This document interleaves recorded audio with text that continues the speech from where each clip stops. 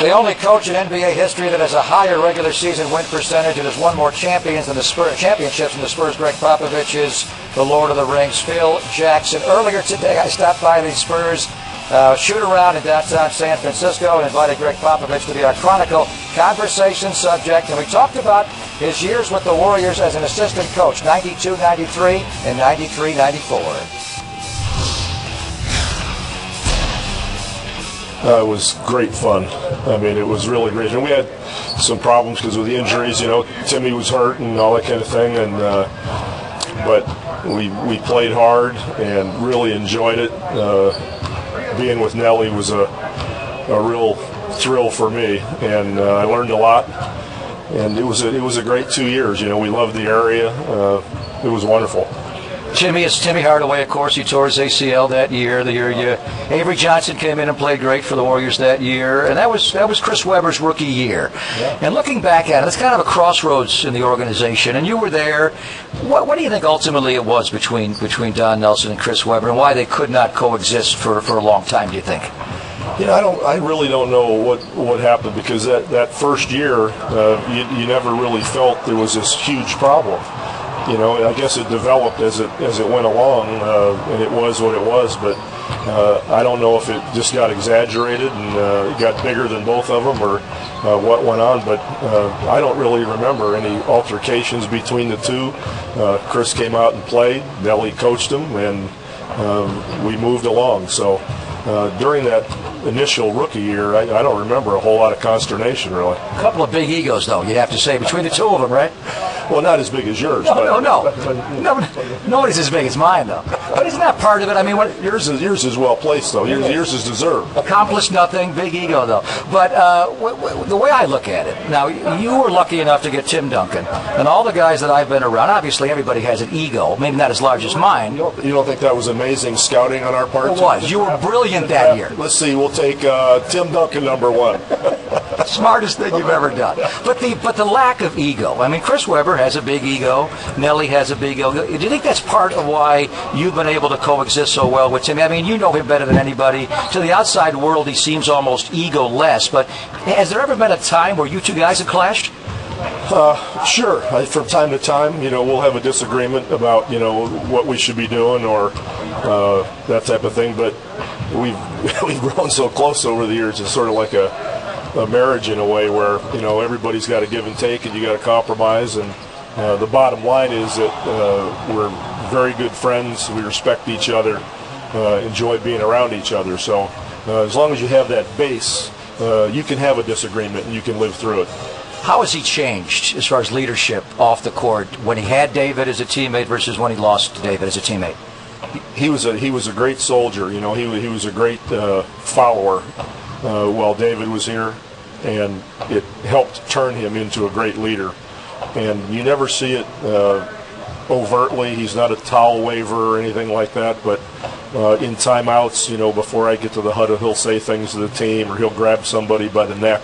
He'll put his arm around somebody, and they really respond to him. And he practices every day, so it's pretty hard to not follow his lead.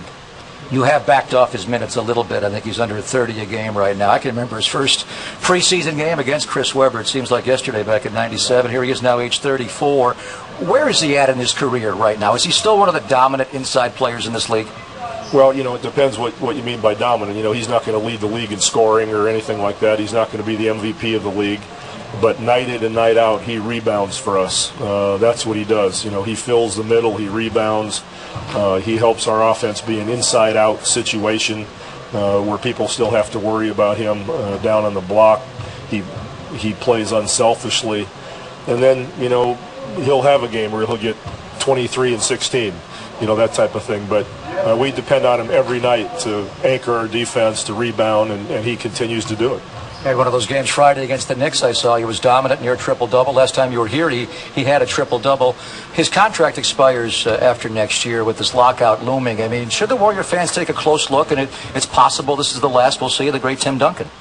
Well, you never know. You know, Timmy, he's never been in love with all the hoopla and that sort of thing in the NBA. You know, you never see him doing that sort of thing. So he loves the basketball. He loves the practice. He loves the game. He loves the camaraderie. All the things that go with it, he can do without. So I have not broached the subject with him yet. Like, Timmy, do you want to continue to play after your last year, next year? But as a staff, we've talked about it, and I'm anxious to do that with him at some point. But right now, we're so focused on this season and see what we can do this season. I'll worry about it at the end of the season, and in the summertime we'll talk about it and see what he's thinking. How about your own situation? I always kind of thought when he rode off in the sunset, you may go with him, but you may hang around a little while longer? I always said that. It seemed like a funny sort of thing, and everybody got a laugh out of it, and it makes a lot of sense. But he's been the reason for any success that I've enjoyed, that's for sure.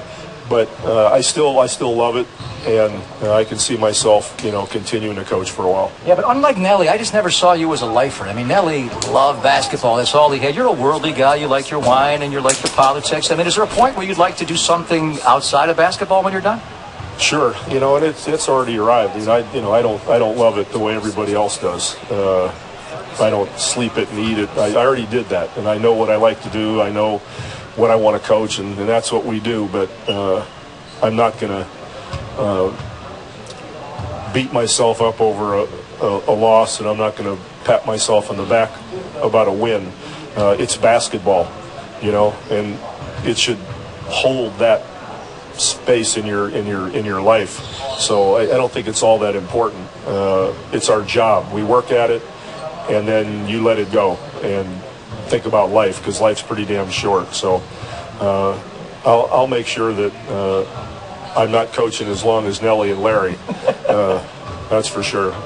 And you've had very few losses to worry about this year. I must say the record is just remarkable. I know you're going to bite my head off for even asking this question, but you've had great teams, obviously. You've won 4 NBA championships. Is this one, do you even compare it to the ones you've had previously? How good are the 2010-2011 San Antonio Spurs, Pop? As you know, Gregg, it's hard to compare teams because there's little differences, but this is a better offensive team than we've had. We score more, and it's a little bit better bench than we had the last couple of years. So offensively, we're better. Unfortunately, at the defensive end, we're not quite as good as we used to be, and that's a big worry for us, because when it comes to money time, the best teams are also very good defensive teams, and we're a little bit better than the middle of the pack right now, but we've got to get better. And that's where it all starts with you. I mean, you guys have been efficient. I think the most efficient team offensively for years, but it's always been defense and defensive rebounding for you. Right.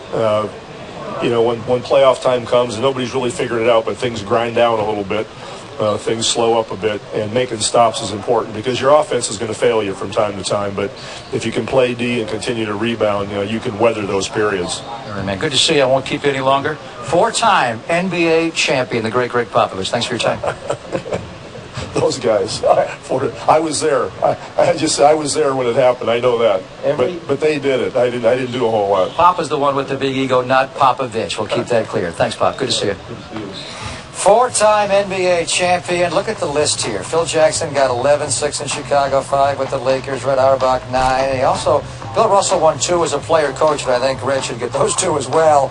Riley got 4 with the Lakers, 1 in Miami. John Cundler, the great coach of the Minneapolis Lakers, with George Mikan. And then Pop gets 1 more. He's right there with Riley and Cundler. Welcome back to Chronicle Live, presented by AutoTrader.com. Gregg Popovich rejoined by Cam Inman, columnist from the Bay Area News Group. And we bring in a guy who was Don Nelson's #1 assistant out here before Gregg Popovich arrived, and that is Gary St. Jean. Pop has had an amazing career, you'd have to say.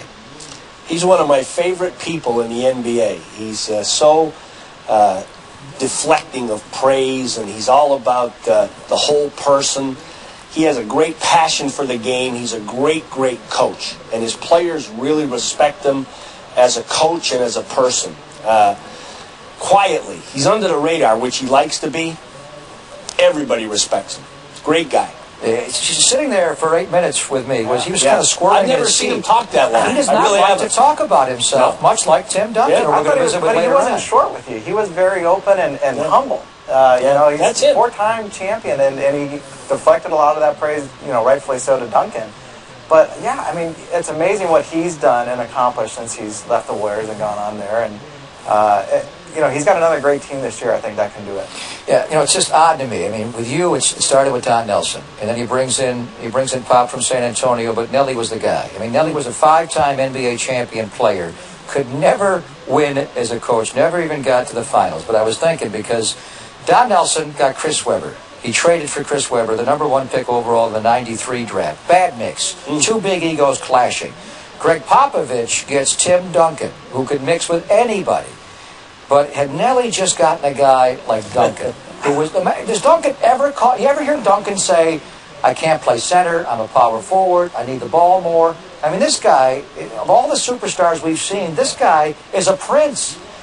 Well, maybe San Antonio, they're down there having their fajitas and margaritas, and it's all a lovely big family. That team there, if you're a purist about the game of basketball, you watch them play. If you want the glitz and glamour and all the dunks, you maybe focus in on another team. But and it's a credit to the organization, the ownership, R.C. Buford, Pop and his staff, and the players. Everybody's in the same circle, and they believe in it. They're not all seeking a lot of glamour and everything else. It's a great way to play the game. You know what it reminds me of is the New England Patriots, because Yeah. here you got Tom Brady, who's kind of an unassuming Good superstar, big-time Timmy Jim Duncan, right? You know, very low-key guy, and then you have a coach that doesn't like the media, according to Matt Steinmetz, like Belichick. And but here's the thing: these guys don't repeat. They go like every odd year is when they win their championships, right? Well, that's because they're all playing in the World Games and that kind of thing. True. And this year they didn't play. This past summer, they didn't play. That's why a lot of people think they're going to be fresh enough to do it. And you just had to do that on purpose. Give me a little poke about my Patriots. Yeah, they're going to be knowing home. I'm from Massachusetts. They were home watching He did that on yesterday. purpose.